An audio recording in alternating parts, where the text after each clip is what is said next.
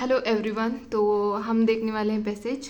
एक ही पैसेज देखेंगे, प्रैक्टिस करना है, हमें भूलना नहीं है। जो हमने इतने महीनों से किया है वो अभी भूलना नहीं है, इसीलिए हमें प्रैक्टिस की ज़रूरत है। तो देखो, ये 2023 का पैसेज है। यहाँ पे बोला गया है कि most logical rational inference. Daily आप भी खुद से प्रैक्टिस करें, एटलीस्ट एक। एग्ज़ाम पास आ रही है इसीलिए हम छोड़ दें और कुछ और कर ले, ऐसे मत करिए। सीसैट भी उतना ही इम्पोर्टेंट है जितना हमारे लिए जीएस इम्पॉर्टेंट है। तो देखते हैं, यहाँ पे पूछा गया most logical and rational inference की बात की है। तो पैसेज में से हमें देखना है कि कौन सी ऐसी, मतलब इसमें से कौन सी स्टेटमेंट है जो most logical and rational inference है, जो कि पैसेज में से रिफ्लेक्ट हो रहा है। तो ये देखना होता है। जब भी most logical and rational inference का मतलब ऐसे क्वेश्चन पूछा जाता है तो आपको एक स्टोरी, मतलब जैसे हम एक स्टोरी सुनते हैं तो उसके बाद लास्ट में वो कंक्लूड करते हैं, मतलब निष्कर्ष देते हैं कि हमने इस स्टोरी से क्या सीखा है, हमें क्या सीख मिल रही है इस स्टोरी से। तो बिल्कुल वही ऐसे ही होता है कि हमने इस पैसेज में क्या सीखा है, वो यहीं पे इस 4 ऑप्शन में हमें ढूंढना होता है। तो चलो देखते हैं, देरी नहीं करते हैं। बिल्कुल पैसेज भी यहीं पे है। Elephant are landscape architects creating clearings in the forest. ठीक है, जब भी पैसेज थोड़ा डिफ़िकल्ट लगे या कुछ ऐसे मतलब समझ में नहीं आ रहा है तो आप उसको सेंटेंस वाइज डिवाइड करना। Preventing over growth of certain plant species and allowing space for the regeneration of others. तो यहाँ तक हो गया। Which in turn provide sustenance to other herbivorous animals. तो यहाँ पे फर्स्ट सेंटेंस कंप्लीट हो जाता है। Elephants eat plants fruits and seeds propagating the seeds when they defecate in other places as they travel। तो ये सेकेंड स्टेटमेंट हो गई। Elephant dung provides nourishment to plants and animals and acts as a breeding ground for insects. तो ये यहाँ पे another statement हो गया। In times of drought they access water by digging holes which benefits other wild lifes. तो इसमें just ये बता रहे हैं कि एलिफेंट जो होते हैं वो एक फॉरेस्ट में एक आर्किटेक्ट का काम करता है, जैसे फॉरेस्ट को बनाने का काम करता है ना। तो बिल्कुल इसमें एलिफेंट का बहुत बड़ा रोल है।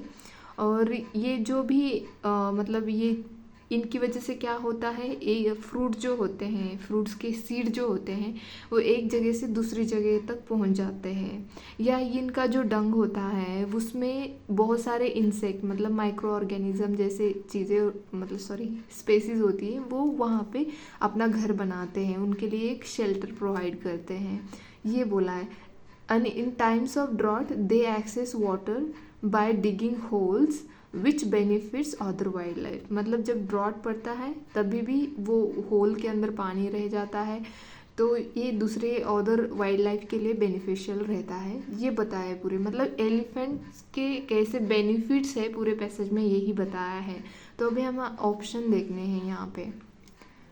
तो फर्स्ट ऑप्शन में बोला गया है the home range of elephants needs to be a vast area of rich biodiversity. Home range of elephants need to be a vast area of rich biodiversity. इन्होंने बोला है क्या पूरे पैसेज में, बिल्कुल ये हमें सीख क्या मिल रही है कि हाँ, एलिफेंट है जो एक अदर स्पेसीज के लिए भी एक इम्पॉर्टेंट स्पेसीज का काम करता है, ऐसे बताया पूरे पैसेज में। तो इसके लिए मतलब एलिफेंट को रहने के लिए उसका एरिया बढ़ाना चाहिए या बायोडाइवर्सिटी रीच होगी उससे, इस तरह से बोला नहीं है। तो ये बिल्कुल ऑप्शन हमारा यहाँ पे बनता नहीं है। Elephants are the keystone species and they benefit the biodiversity. ये कुछ हद तक ठीक है, बाकी देखते हैं।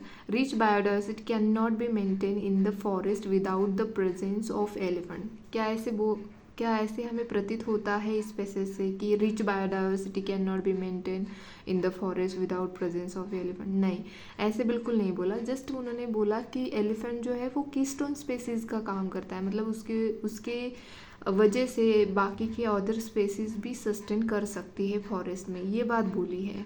तो ये तो बिल्कुल भी सही नहीं है। और वैसे भी ये कैन नॉट भी थोड़ा सा निगेटिव में आता है, तो ये वैसे भी स्टेटमेंट गलत हो जाती है।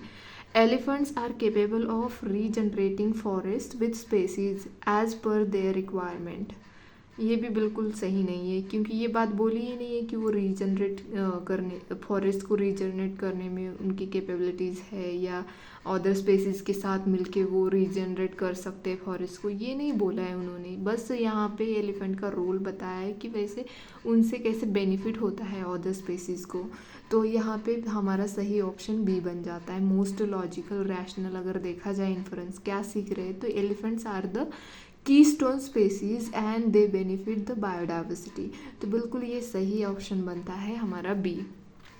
तो देखो मैंने यहाँ पे आज क्या किया कि जस्ट आपको यहाँ पे स्टेटमेंट, ये वर्ड जो होते हैं ना, ये कीवर्ड्स होते हैं, इनकी मीनिंग पता होना चाहिए, तो उसी के अकॉर्डिंग हम आंसर निकाल सकते हैं। और दूसरी बात है कि जब भी मोस्ट लॉजिकल रैशनल इन्फरेंस की बात की तो बैलेंस वे में ऑप्शन होता है, तो वो हमें देखना होता है। ठीक है, तो अभी यहाँ पे देखो, पहले तुम क्वेश्चंस देखोगे, ये वर्ड्स देखोगे, इसका मीनिंग समझोगे, उसके बाद ऑप्शंस पढ़ोगे और उसके बाद पैसेज पढ़ोगे। और ऑप्शन में यहाँ पे बायोडाइवर्सिटी वर्ड है तो यहाँ पे भी देखना चाहिए, यहाँ पे एलिफेंट है तो यहाँ पे एलिफेंट का इस्तेमाल मतलब वर्ड यूज़ किया है नहीं किया है, तो ये भी देखना, मतलब कीवर्ड्स को हाईलाइट करें ताकि आपको आंसर निकालने में आसानी हो।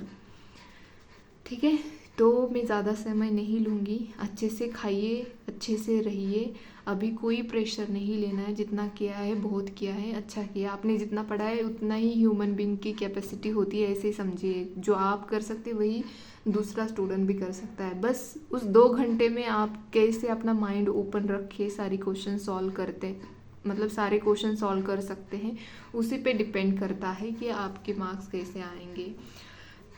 ठीक है, तो बिल्कुल प्रेशर मत लीजिए अभी के, मतलब ये जो 2-3 दिन है रिलैक्स रहिए, 16 जून को हमें अच्छे से मतलब परफॉर्म करना है।